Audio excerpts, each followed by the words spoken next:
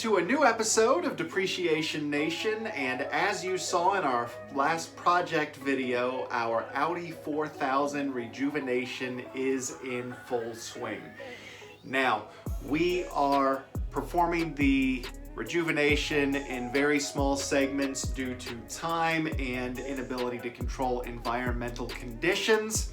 Now, when we did our Project ZHP and we performed the paint work on that car, we did a tremendous amount of trim refreshes and grille refreshes and things of that nature that were not featured in that project segment.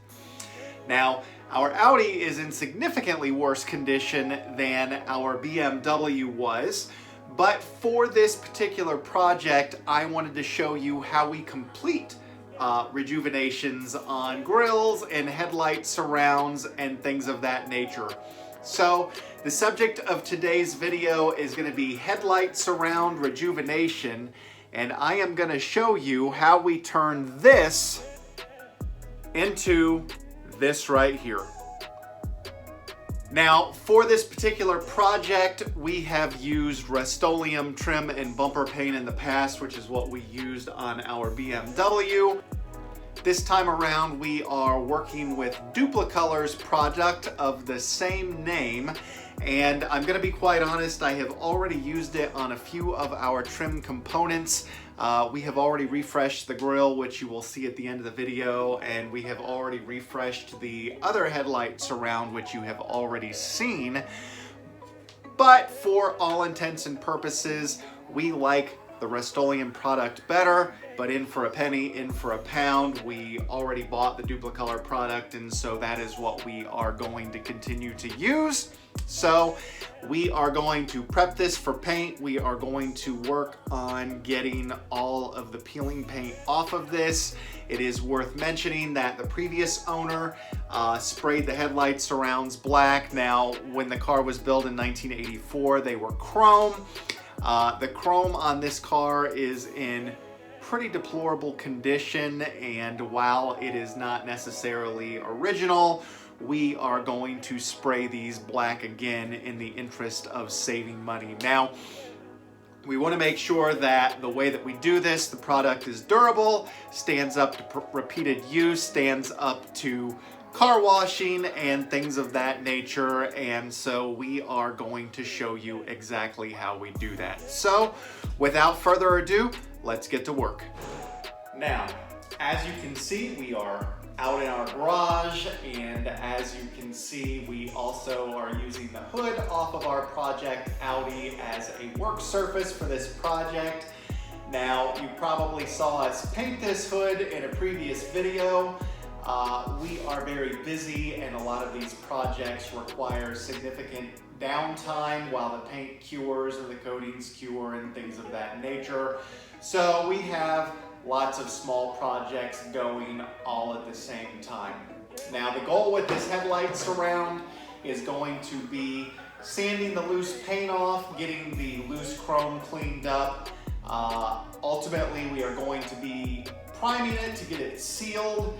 And then I can tell you, as with the last one, we prime and sand and prime and sand and prime and sand and prime and sand some more to get that texture or that surface as smooth as possible. So, we're gonna get sanding.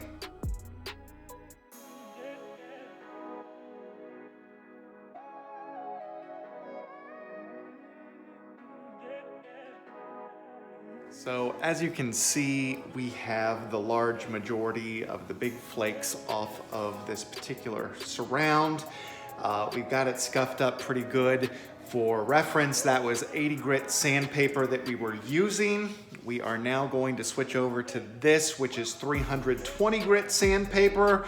We're going to repeat the process all over.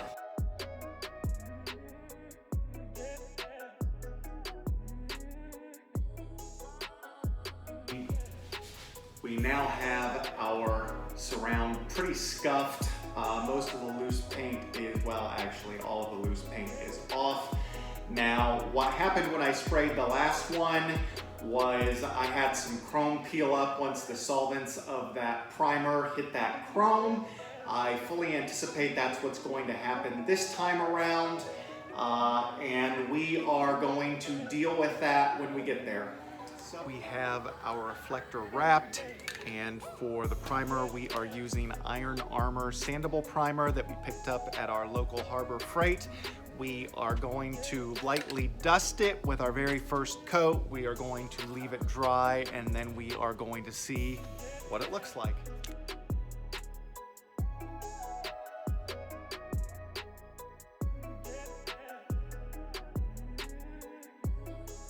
So we are back, and it's very difficult to see, but if you look right up in here, some of our coating did in fact peel back just like I thought that it might.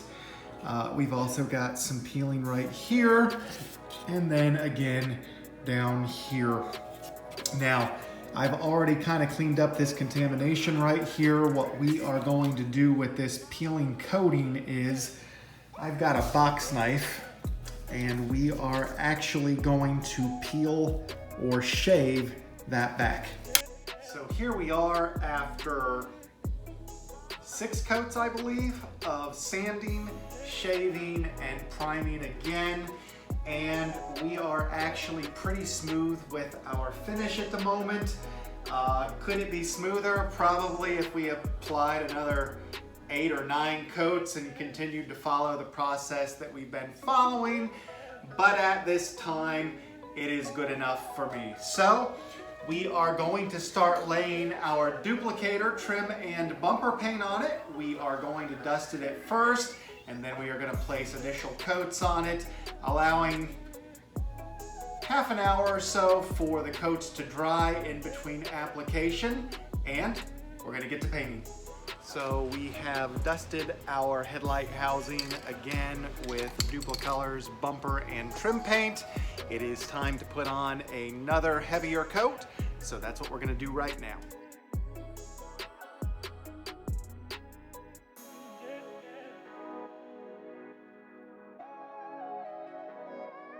And so after many coats and a tremendous amount of prep work, this is our finished product.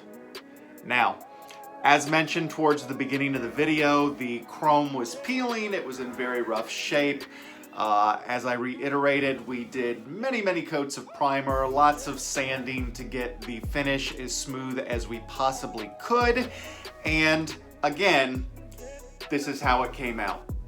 Now, we are going to repeat this process all over the car. We are going to rejuvenate all of the trim on the car, not just the headlight surrounds. And this process will work for your bumpers, your fender trim, anything that was considered trim back in the day or considered trim now that may be damaged by sunlight or exposure to sunlight, exposure to the elements, so on and so forth. Now, we are not going to show you the process for all of the trim, but you will get to see it on the car once the car is finished. And following the steps that we took, you should have fairly similar results. Now, if you like projects, go ahead and hit that subscribe button. If you like eclectic automotive content, you might also want to hit that subscribe button, and we'll talk to you soon.